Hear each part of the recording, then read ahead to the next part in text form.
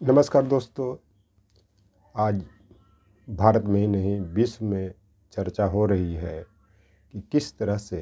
Corporate वर्ग जो है, जो व्यावसायिक वर्ग जो है या जो कैपिटलिस्ट वर्ग है, वो कैसे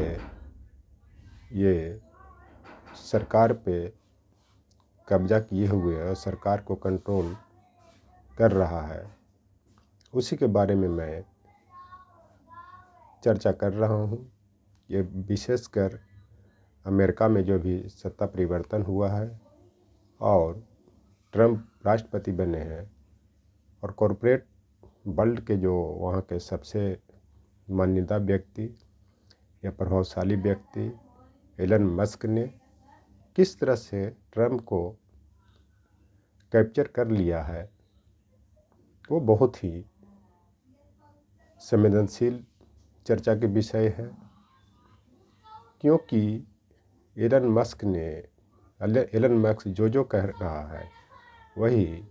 अमेरिका का राष्ट्रपति ट्रम्प भी कर रहे हैं।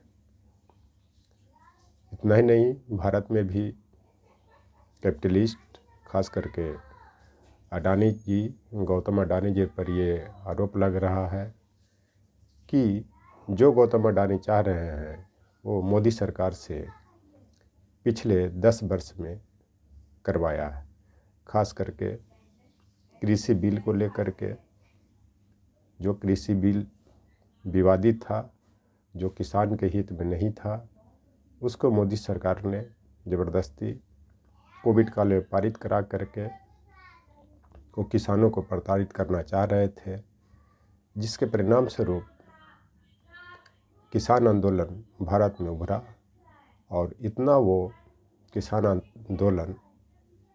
पूरे देश में फैल गया कि अंत मोदी सरकार को वो तीनों कृषि बिल को वापस लेना पड़ा। अडानी पर इस कारण आरोप लगता है क्योंकि वो कृषि बिल आने के पहले ही वो जगह जगह पर अपना वेयर हाउस या कोल्ड स्टोरेज तैयार कर लिया था, ताकि वो किसान को मजबूर करे कि उनके अनुसार खेती किया जाए, जिसको कॉन्ट्रैक्ट खेती भी करते हैं। यह स्थिति ब्रिटिश काल में भी था, क्योंकि उस समय भी ईस्ट इंडिया कंपनी हावी था और अपने मन मुताबिक वो फसल उपजाता था। खास करके कॉमर्शियल क्रॉप, जो नील की खेती भी प्रमुख था, जो 1917 ईस्वी में महात्मा गांधी के नेतृत्व में जो चंपारण सत्याग्रह हुआ, जिसके परिणाम स्वरूप वो नील के उत्पादन को प्रतिबंधित किया गया। उसके कारण ही, कॉमर्शियल क्रॉप के कारण ही भारत में बार बार अकाल पड़ता था, भूमि की उर्वरा शक्ति भी खत्म होती थी, जिसके कारण बड़े पैमाने पर लोग मारे जाते थे। उसी दौर में जब महात्मा गांधी स्वतंत्रता आंदोलन के लीडर बने और स्वतंत्रता आंदोलन का लीडरशिप अपने हाथ में लिया, तो उस समय के तत्कालीन कवि मैथिली शरण गुप्त ने भारत भारती कविता लिखी, जिसमें उन्होंने बताया था, उस कविता की 2 पंक्तियां हैं। देखो जिधर उधर ही उदासी छा रही है, निशा निराशा की काली निराशा के निशा सब ओर से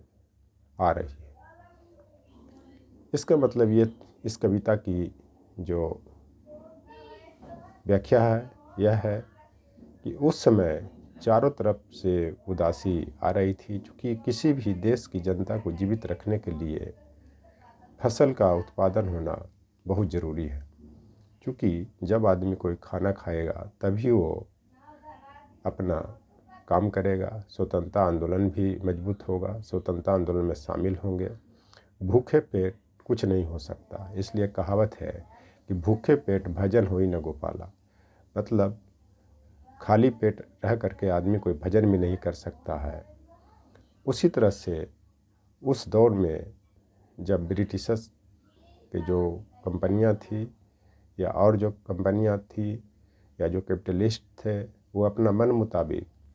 अपना फसल उपजाने के लिए किसान को मजबूर कर रहे थे, जिसके कारण किसानों की स्थिति बहुत जर्जर हो चुकी थी। उसी दौर के उपन्यासकार मुंशी प्रेमचंद ने भी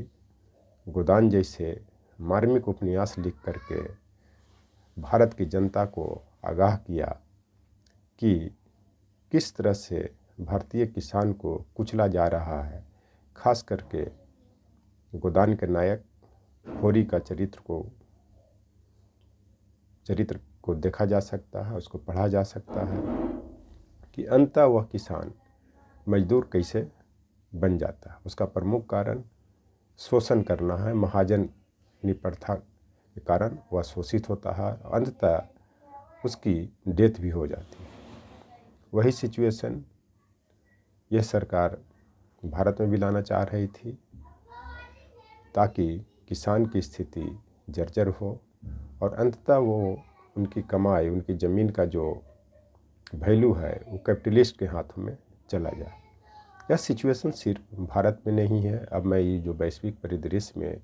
जो युद्ध चल रहे हैं और ख़ास करके रूस यूक्रेन में,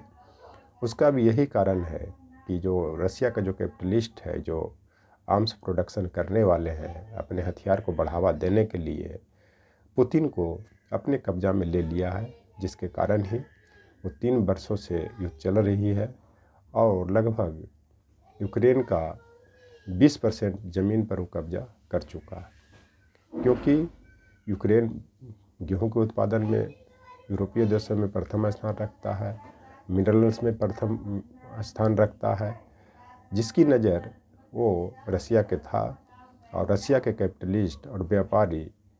वहाँ से मिनरल्स को दोहन करके या उसको निकाल करके अपने अनुसार हथियार बनाना, उसके बाद हथियार को सप्लाई करना, उसके बाद उस मिनरल्स को और उद्देश्यों को पूरा करने के लिए निकालना चाहते थे, जिसके कारण वो पुतिन की निगाह वहाँ पे पड़ी और अंततः 2021 में युद्ध प्रारंभ हुआ, जिसके परिणाम स्वरूप वो अब तक युद्ध नहीं रुका है और वहाँ पे बड़े पैमाने पर जनसंहार के साथ साथ धन की भी हानि हुई है। उसी कारण अमेरिका के राष्ट्रपति ने भी कहा कि जो यूक्रेन का जो मिनरल्स है, अर्थ मेटल्स है, वो मुझे दो, मैं तुमको युद्ध में हेल्प करूँगा। जिसका प्रमुख कारण वहाँ का जो कैपिटलिस्ट और कॉर्पोरेट वर्ल्ड के जो मालिक एलन मस्क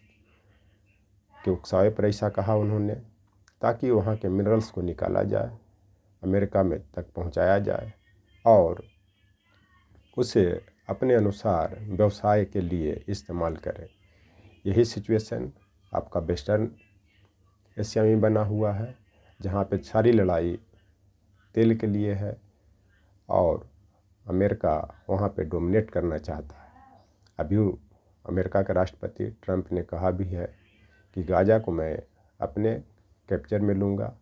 क्योंकि गाजा का जो इलाका है वहाँ पे बड़े पैमाने पर अर्थ मेटल्स के साथ साथ वहाँ पे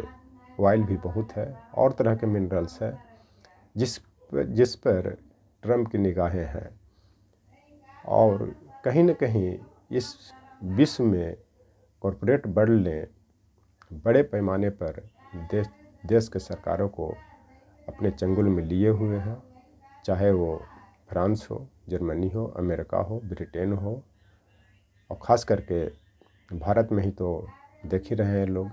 कि किस तरह से कॉर्पोरेट वर्ल्ड, ख़ास करके गौतम अडानी की जो कंपनियां हैं, अपने हिसाब से इस देश की सरकार को चला रहे हैं। इसमें कॉर्पोरेट वर्ल्ड के साथ साथ एक शब्द भी डीप स्टेट आता है। डीप स्टेट का मतलब है कि पॉलिटिशियन, ब्यूरोक्रेट, इंडस्ट्रियलिस्ट सब मिल कर के पॉलिसी कॉर्पोरेट वर्ल्ड के हित में बनाते हैं, उसके बदले में कमीशन खाते हैं, चंदा लेते हैं, पार्टी में बढ़ावा देने के लिए और तरह के रिसोर्स की व्यवस्था करने के लिए कहते हैं। तो देखा जाए तो कॉर्पोरेट वर्ल्ड ने भारत ही नहीं विश्व के सरकार को किस तरह से कब्जा कर लिया है, जो आने वाले दिन में एक तरह से गुलामी का ही संकेत दे रहा है। थैंक्स।